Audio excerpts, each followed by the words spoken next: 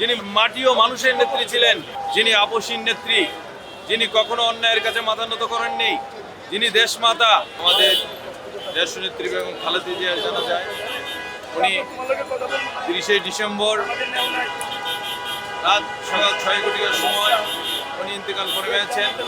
তারই খবর শুনে আমরা সারা বাংলাদেশের মানুষ মর্মাহত, আমরা কষ্ট ভারাক্রান্ত নিয়ে আজকে 31শে ডিসেম্বর বিকেল 2 কোটির সময় জানাজার কথা শুনে আমরা সুনামগঞ্জ থেকে, বাংলাদেশের 64 জেলা থেকে আমরা বিএনপি প্রেমিক আপামর জনসাধারণ এই জানাজায় শরিক হয়েছি। এই জানাজার মধ্য দিয়ে প্রমাণ হয় দেশনেত্রী বেগম খালেদা জিয়া, যিনি আপসীন নেত্রী, যিনি কখনো অন্যায়ের কাছে মাথা নত করেননি, যিনি দেশমাতা, তিনবারের প্রধানমন্ত্রী দেশনেত্রী বেগম খালেদা জিয়া, যার আদর্শ করা গণতন্ত্র এখানে এসেছে।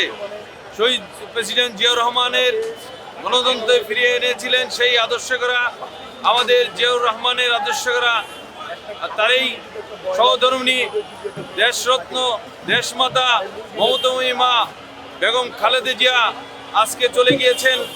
আমাদের হৃদয়ের মাঝে রক্তকরণ হয়ে গিয়েছে। আমরা এই অপরন্ত ক্ষতি সারা বাংলাদেশ কেন পৃথিবীর সমস্ত ক্ষতি দিয়ে এই ক্ষতিপূরণ করা যাবে না। যিনি এমন একটি নেত্রী ছিলেন, যিনি মাটি ও মানুষের নেত্রী ছিলেন, আপামর জনসাধারণের মানুষের নেত্রী ছিলেন। উনি বলেছিলেন, আমার কোনো বাহিরে কোনো ঠিকানা নাই, আমার ঠিকানা হলে এই দেশের মানুষ, এই দেশের জনগণ, এই দেশের সার্বভৌমত্ব। আমি এই দেশের মানুষ ছাড়া আমার বাইরে কোনো ঠিকানা নেই। এই জনগণেই আমার ছেলে, জনগণেই আমার মানুষ, আমার বাইরে কোনো দেশ বলতে কিছু নেই। এই দেশের মায়া ত্যাগ করে তিনবারের প্রধানমন্ত্রী উনি যান নাই, আপসীন নেত্রী। উনাকে অবৈধভাবে ওনাকে শ্বাসরুদ্ধ করে, বাংলাদেশের মানুষকে শ্বাসরুদ্ধ করে বাক স্বাধীনতা, ভোটের অধিকার, ভাতের অধিকার, সমস্ত অধিকার ছিন্ন করে আমাদের দেশনেত্রীকে অবৈধভাবে শেখ হাসিনার আমলে শেখ হাসিনা ওনাকে জেলে ঢুকিয়েছিলেন।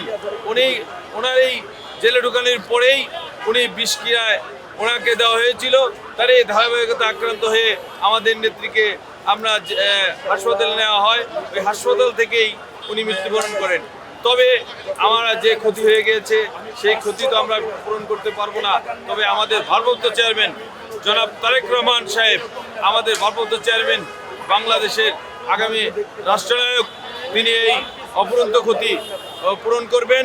আমি আশা করি সারা বাংলাদেশের আমরা বিএনপি, বাংলাদেশের জাতীয় দল, ছাত্র দল, অঙ্গ সংগঠনের যত অঙ্গ সংগঠনের নেতৃবৃন্দ আছে, আমরা যদি সবাই ঐক্যবদ্ধ থাকি, বাংলাদেশে আপামর জনসাধারণ 20 কোটি মানুষ যদি আমরা তারেক রহমানের সাথে থাকি, ভারপ্রাপ্ত চেয়ারম্যানের সাথে থাকি, তাইলে অপরন্ত ক্ষতিকে কিছুটা পূরণ করা যাবে।